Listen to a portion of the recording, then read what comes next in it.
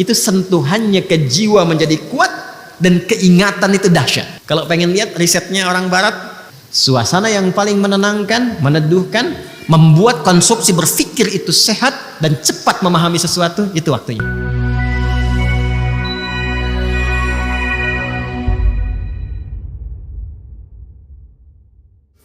Ternyata terkadang persoalan yang rumit di rumah tangga pun bisa selesai dengan senyuman. Ya. Ketika jembatannya dibangun, makanya kan banyak persoalan tinggi itu hempas di atas sajadah kan? Ya kan? Ketika sajadah dibentangkan, lalu kemudian sujud kita ibadah, keluar air mata itu, tuntas persoalan kan? Ya.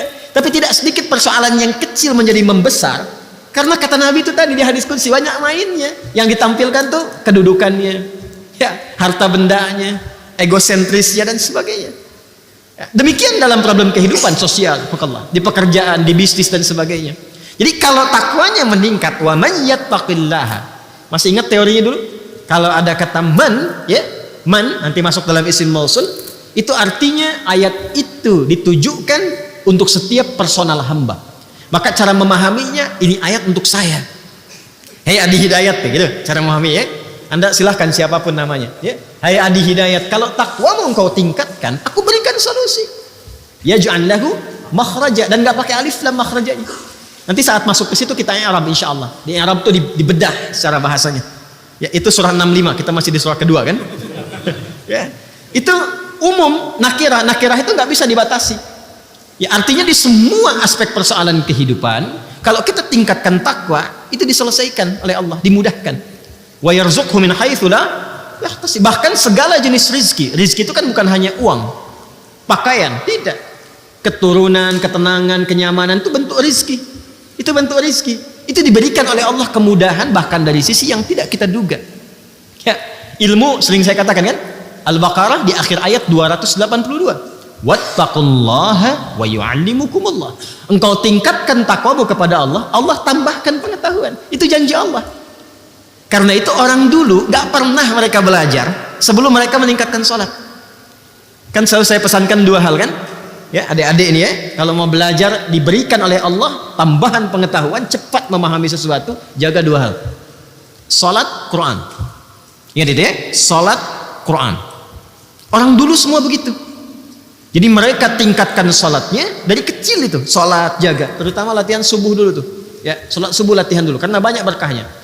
Itu yang paling banyak disaksikan, termasuk semua malaikat menyaksikan. Malaikat malam dan siang itu semua tugasnya itu dikerjakan malam dan siang, yang sif-sifan untuk subuh mereka semua menyertai. Itu yang dimaksud di Quran surah ke-17 Al-Isra di ayat ke-78. Ya, aqimis salata liduluki syamsi ila ghasaqil laili wa qur'anal fajr. Inna qur'anal fajri kana mashhuda. Ya. Jadi kata Nabi SAW, sungguh inna malaikatal laili wa malaikatan nahari, malaikat yang bertugas di malam dan di siang itu menyaksikan semua bacaan-bacaan yang dilakukan di waktu subuh. Karena itu orang dulu itu sebelum subuh udah siap-siap. Makanya saking berharganya waktu subuh itu, karena dimulai pergerakan berkehidupan, termasuk oksigen juga bertebaran, ya kan? Karbon dioksida diserap, ya oksigen keluar kan?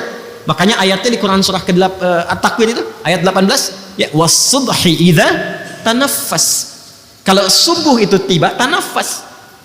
Maka peredaran kehidupan itu dimulai, nafasnya dimulai, matahari mulai muncul, ya? Bunga-bunga pun sejuk, nyaman, oksigen banyak keluar. Makanya mahal subuh itu. Disiapkan, mereka tunggu sebelum subuh udah bangun. Nah, itu waktu yang paling ideal tuh, 1 jam menjelang subuh itu, jernih, cara berpikir tenang. Ya, kembali ke Quran surah Al-Muzammil itu di ayat yang ke-6, inna nasyi'atal laili hiya ashaddu waqa'an wa aqwamu qila. Kalau Anda bisa bangun tuh di antara sekian malam, khususnya yang mendekati kepada subuh, sepertiga malam terakhir, itu sentuhannya ke jiwa menjadi kuat dan keingatan itu dahsyat. Kalau pengen lihat risetnya orang barat ya tentang bagaimana bangun menjelang subuh itu, ya di sepertiga malam, silahkan cek risetnya itu. Suasana yang paling menenangkan, meneduhkan, membuat konsumsi berpikir itu sehat dan cepat memahami sesuatu, itu waktunya. Dan kita punya ayatnya. Dipraktikkan nggak gitu? Jadi ternyata diminta tahajud itu bukan hanya diminta bangun malam supaya pintar, ya kan? Supaya emosi stabil, supaya tenang, supaya terkoneksi tinggi dengan Allah. Puncaknya apa? Ini supaya dapat solusi. Pengetahuan bertambah. Ingin bahagia? Al-Baqarah di akhir ayat 189. Wattaqullaha la'allakum tuflihun. Tingkatkan takwamu kepada Allah, engkau akan cenderung bahagia. Karena itu di Al-Baqarah di ayat 21 ujungnya ditutup dengan kalimat takwa, la'allakum tattaqun. Ya ayyuhan nasu u'budu rabbakumul ladzi khalaqakum walladzina min qablikum. Tafsir ini nyambung ke yang sebelumnya yang dengan ke Az-Zariyat ayat 56. Wa ma khalaqtul jinna wal insa illa liya'budun. Bahkan jin, jangankan manusia, bahkan jin.